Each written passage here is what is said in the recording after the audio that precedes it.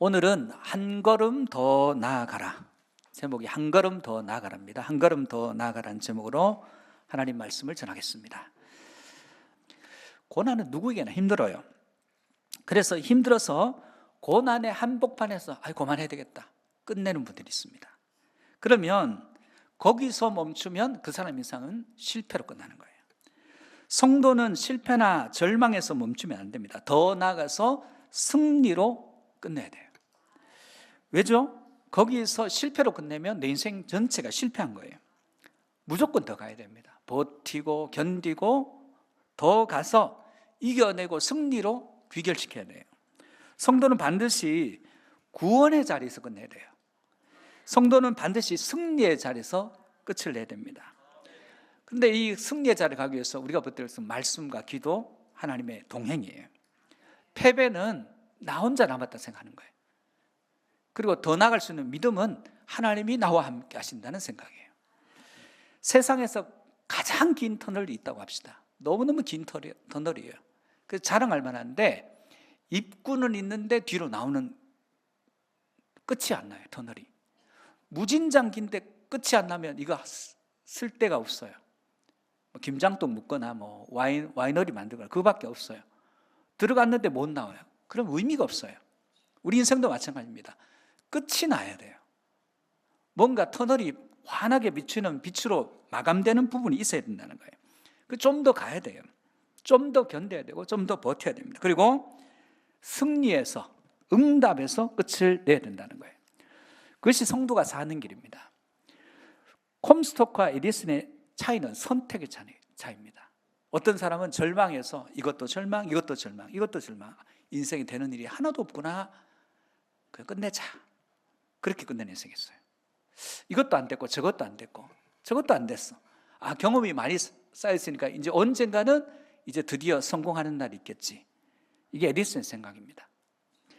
여러분, 상황은 비슷합니다. 어떤 인생은 멈추는 인생이 있어요. 근데 멈추는 인생이 우리는 멈춰서는 안 됩니다. 하나님 부르시는 그 순간까지 끝까지 달리다가 끝내야 됩니다. 그런데 멈추는 인생의 특징은 뭐냐면 그것이 좋은 곳에서 멈추는 것도 아니고 실패해서 끝이 냅니다. 전진하는 인생의 특징은 더 가야 된다고 생각합니다. 그래서 고난을 대하는 자세가 고난을 승리로 바꾸어서 그 인생을 마감하는 인생들이 있습니다. 성도는 문제가 많은 것이 아니에요. 성도는 기도 제목이 많고 적음의 차이밖에 없습니다. 우리는 우리 인생에 문제가 많은 게 아니에요. 우리 인생의 기도 제목이 어떤 때는 많았다가 어떤 때는 적었다 할 뿐입니다. 그러므로 베드로전서 5장 7절에 보면 너희 염려를 다 주께 맡기라. 이는 그가 너희를 돌보심이라. 우리가 염려를 다 주께 맡긴 이유는 하나님이 우리를 돌보시기 때문에 그렇습니다. 그러므로 성도는 어디에서 어디로 계속 나가야 되는지 그걸 알아야 됩니다. 어디에서 어디로? 첫 번째는 모름에 머물지 말고 아는 데까지 나아가라는 것입니다. 오늘 본문에 주님께서는 제자들에게 이상한 말씀하셨어요. 조금 있으면 너희 나 못 볼 거야. 또 조금 있으면 너희 나 다시 볼 거야. 아니, 조금 있으면 못 본다는 게 저게 무슨 말이야? 어디 딴 데 가시나? 멀리 가시나? 그리고 멀리 가셨다가 조금 있으면, 조금 있다 오실 거면 멀리 가지는 못할 텐데 이게 무슨 말이지? 이해를 못해요. 제자들은 지금 몰라요. 우리 인생도 모를 때가 많습니다.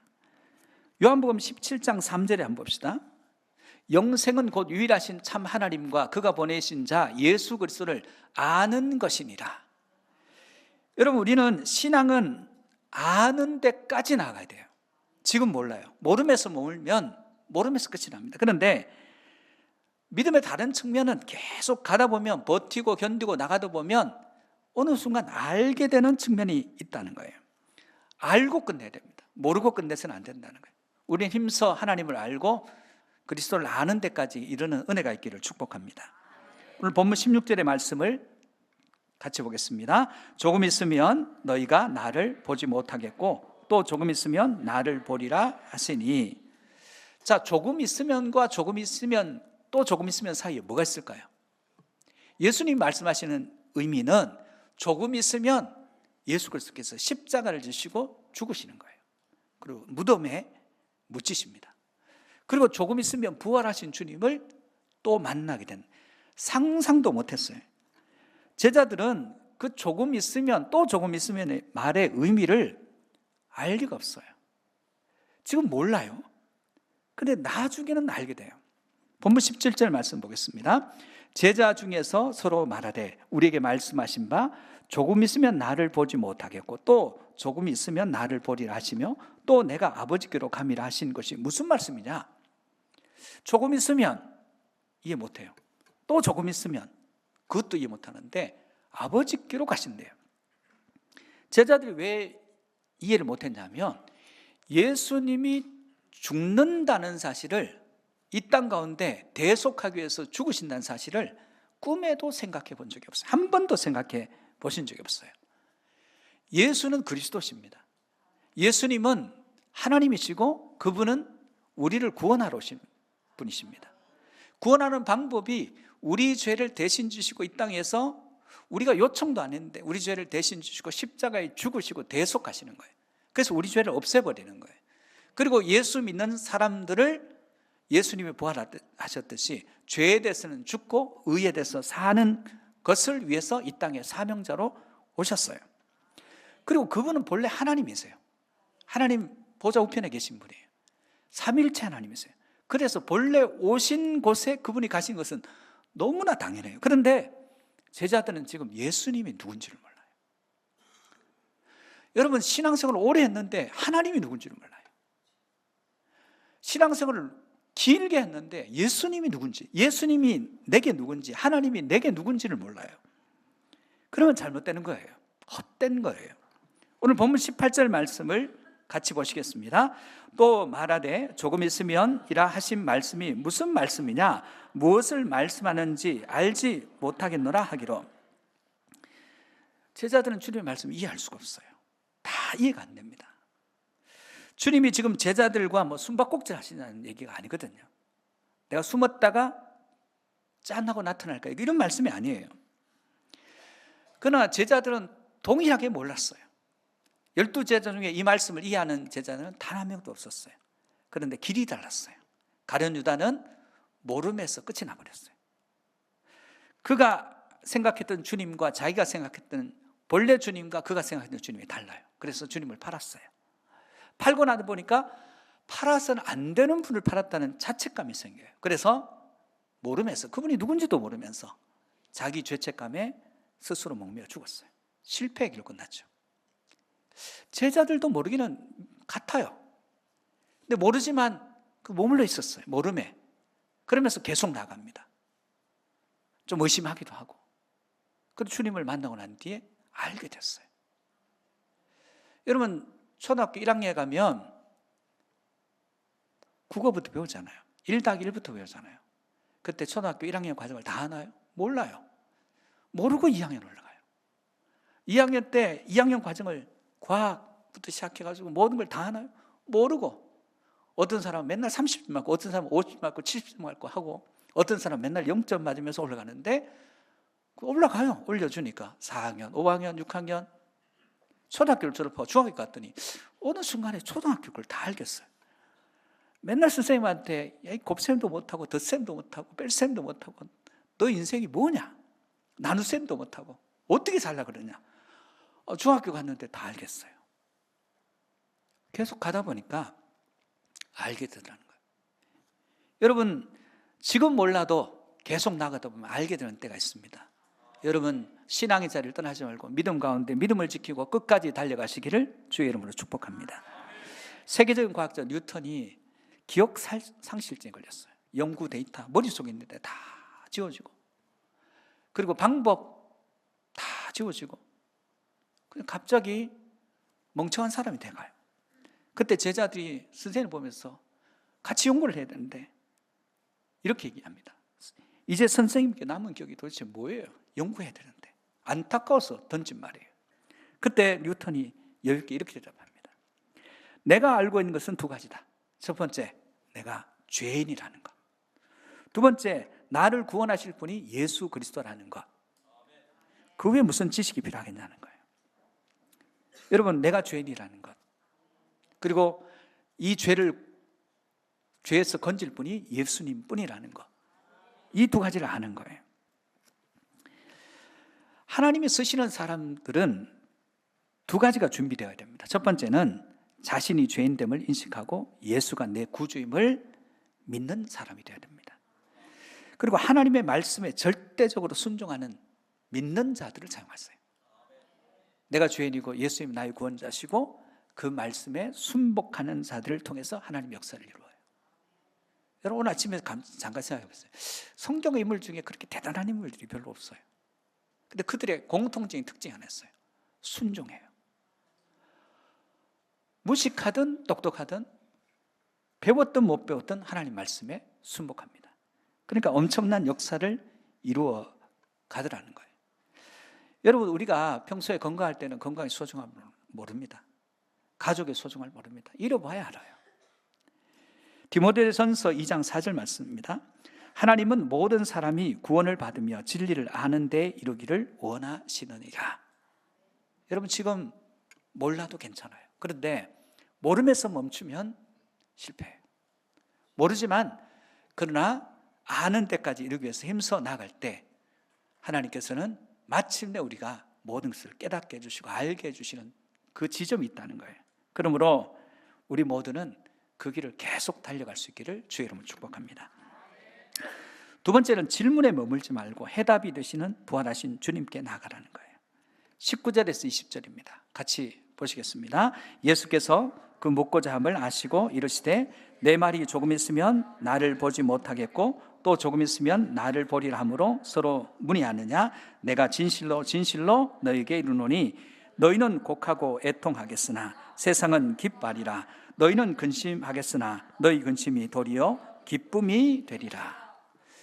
제자들이 자꾸 모른다 하니까 그래서 자기들끼리 이게 무슨 말이냐 하니까 예수님이 풀어주시죠. 그 말씀을.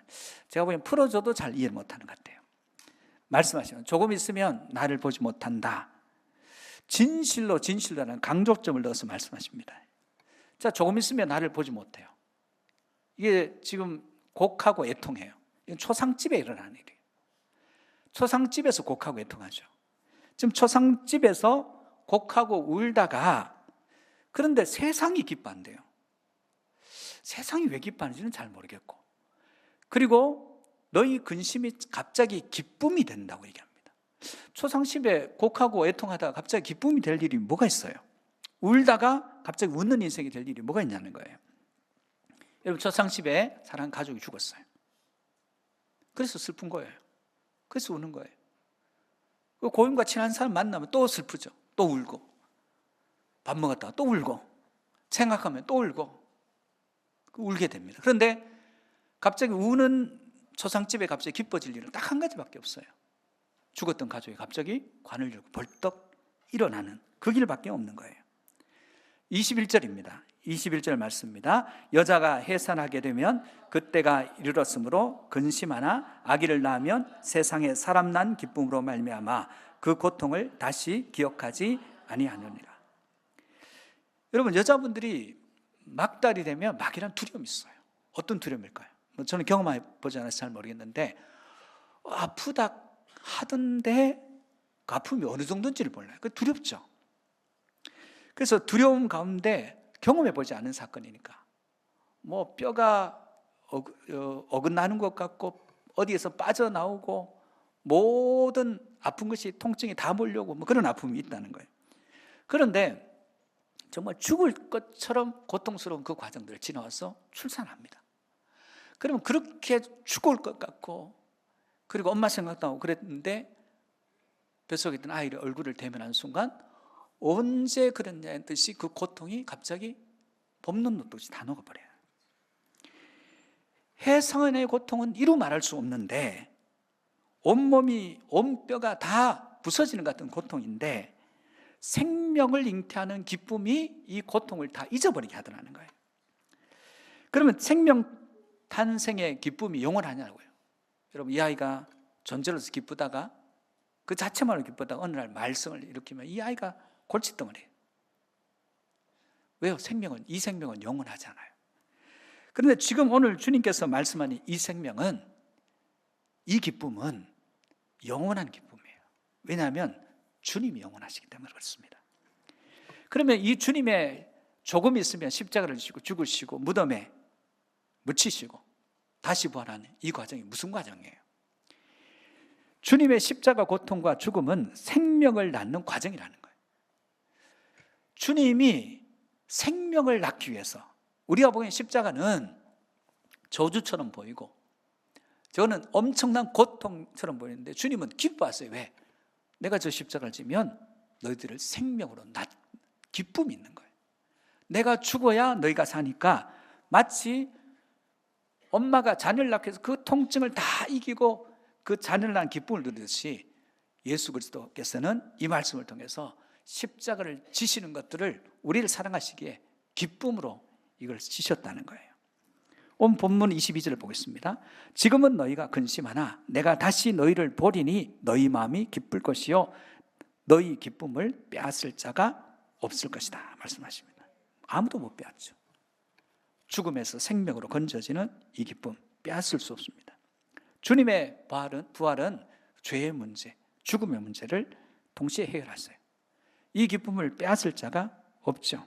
23절입니다. 상반절. 그날에 너희가 아무것도 내게 묻지 아니하리라. 그날이 어떤 날이에요? 예수님이 부활하신 날. 조금 있으면 예수님이 십자가를 지셨어요. 죽으셨어요. 끝났구나. 그런데 예수님이 부활하셔서 나타났어요. 문도 다 잠겨 있는데 나타나셔서 육신으로 부활하신 그분 자신을 보이십니다. 그때 그들에게는 이제 질문이 없어져요. 조금 있으면 뭐예요? 또 조금 있으면 뭐예요? 아버지께로 감이 뭐예요? 질문이 필요 없어요. 인생은 몰라서 질문합니다. 알게 되면 질문하지 않습니다. 여러분, 우리는 부활하신 주님을 만나면 질문이 사라져요. 인생이 뭐예요? 고난이 뭐예요? 죽음이 뭐예요? 우린 다 물어요. 근데 부활하신 주님을 만나면 묻지 않습니다. 다 알게 되기 때문에. 여러분, 이 부활하신 주님을 만나고 질문이 사라진 인생이 되시기를 주의 이름으로 축복합니다. 세 번째는 기도하기를 쉬지 말고 기도로 더 나아가야 한다는 거예요. 여러분, 우리가 기도했는데 기도 응답이 되면 그렇게 기도 응답 받으려고 애썼던 그게 너무너무 힘들고 어려웠는데 응답받고 나면 순식간에 지나간 것처럼 느껴져요. 왜 그렇습니까? 여러분, 기도 응답을 받았기 때문에 그렇습니다. 여러분, 우리는 기도하고 기도 응답을 받는 자리까지 나아가야 됩니다. 그래야 승리 안에 살 수 있습니다.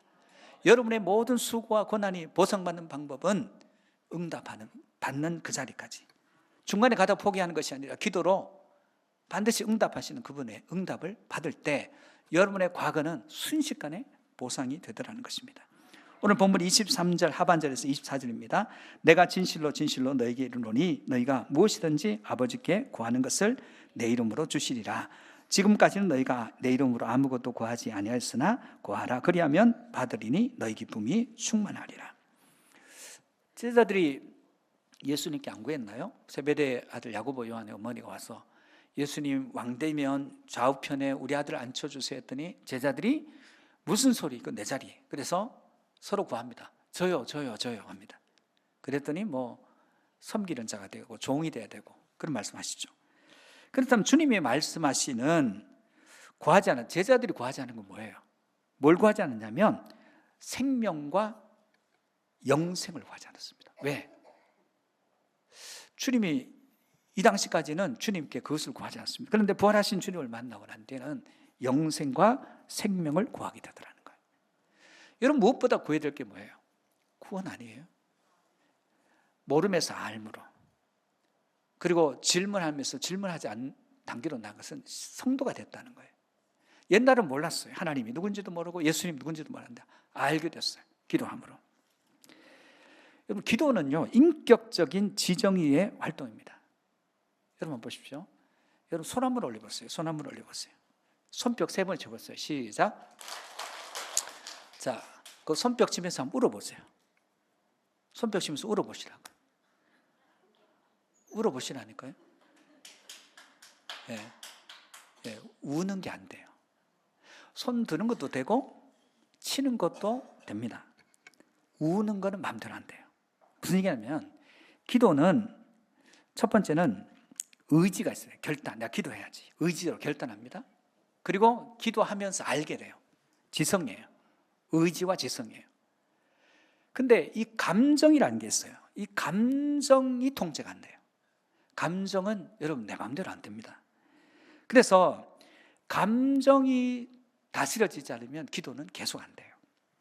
기도의 훈련에서 감정을 통제하고 잘 활용하는 기술이 바로 기도의 핵심이에요. 그러면 어떻게 해야 하느냐? 여러분 의지로 결단하죠. 그리고 알게 되죠. 그 다음에 감정적인 기복이 없이 감정을 다스려야 돼요. 여러분 보십시오. 비행기가 이륙합니다. 두 날개 밑에 엄청난 엔진이 있어요. 최고 출력으로 올라갑니다. 이게 뭐냐면 결단하고 아는 거예요. 내가 의지적으로 기도해야지 결단하고, 그 다음에 하나님을 알기 위해서 힘쓰고 이제 할 거야. 이제 기도하면서 하나님, 기도는요 하나님을 아는 거예요. 하나님의 능력과 그분의 역사와 그분이 누구신지를 기도를 통해서 알게 되는 거예요. 그런데 이 감정이 그때그때 달라요. 어느 날은 기도하고 싶다가 말았다가 그렇게 되는 거예요. 기도의 고도를 유지하는 것은 이 감정이에요. 날개가 바람을 타고 여러분 이륙할 때는 의지와 알무로 죽기로 갑니다. 근데 그 위에서 고도를 유지하면서 계속 갈 수 있는 것은 바람을 타고 날개의 힘에, 이게 감정이에요. 여러분 성막에 보면 하나님께서 모세에게 성막을 지으라고 했어요. 성막을 짓고 나니까 하나님께서 번제단에 야 네가 부싯돌 해서 불 붙여라가 아니라 이 세상에 없는 하나님의 불을 저기 붙여주신 거예요. 저 불로 분향단에서 분향하는 불을 저 불에서 와야 돼요. 하나님의 불이니까. 예배는 하나님의 불로서 예배하는 거예요. 기도의 불로서 예배하는 겁니다. 그래서 여러분이 기도하지 않고 하나님, 제가 선포하는 말씀이 들릴까요? 안 들릴 거예요. 여러분 기도하지 않고 여러분의 감정적인 컨트롤이 안 되면 내가 해야지, 내가 믿어야지, 안 됩니다. 의지와 지성과 의지로 안 돼요. 감정적인 컨트롤이 되는, 이 감정적 컨트롤은 기도를 지속하면서 이루어지는 것입니다. 그래서 여러분 불 한번 꺼트려지면 불씨 다시 피우기 어려워요. 그러므로 오늘 우리는 기도의 불을 꺼트리지 말아야 됩니다. 우리 교회도 여호와 삼마 기도, 연속 릴레이 기도, 여호와 니시 기도, 그럼 여러분 각자 기도하는 기도가 있습니다. 기도의 불씨를 다시 살려야 돼요. 말씀을 정리해 보겠습니다. 우리 식어진 가슴에 불이 붙어야 돼요. 이 불은 기도를 중단하지 않고 응답받는 자리까지 가야 되는 거예요. 끝까지. 그런데 기도를 이룩했다가 착륙했다 하는 분들이 많습니다. 이룩했으면 끝까지 달려갈 수 있기를 축복합니다. 여러분 왜 질문이 많아질까요? 하나님 그분이 누군지를 몰라요. 부활하신 주님을 만나면 질문이 사라져요. 인격적으로 성령님의 역사 가운데 주님을 만나면 질문들은 자꾸 사라집니다. 내 인생에 질문이 많아지는 것은 하나님 그분이 누구신지를 정확하게 알지 못하기 때문입니다. 여러분 질문이 없는 인생, 하나님을 밝히 깨닫는 인생, 그리스도를 아는 데까지 이르는 인생이 되시기를 주의 이름으로 축복합니다. 여러분 모름에서 멈추면 안 돼요. 아는 데까지 나가야 됩니다. 정리하면 모름에서 아는 데까지 이루고, 질문이 있는 인생에서 질문에 모든 해답을 얻는 인생으로, 기도를 감정 때문에 이륙하고 착륙하는 인생이라 끝까지 매일 10분이라도 기도하며 기도의 불씨를 꺼뜨리지 않는 저와 여러분 됨으로 한 걸음만 더 나가서 실패 자리에서 끝내는, 구원을 얻지 못하고 끝내는 인생이 아니라 구원받는 자리, 승리의 자리에서 여러분의 인생이 마침표를 찍는 귀하고 복된 인생 되시기를 주의 이름으로 축복합니다.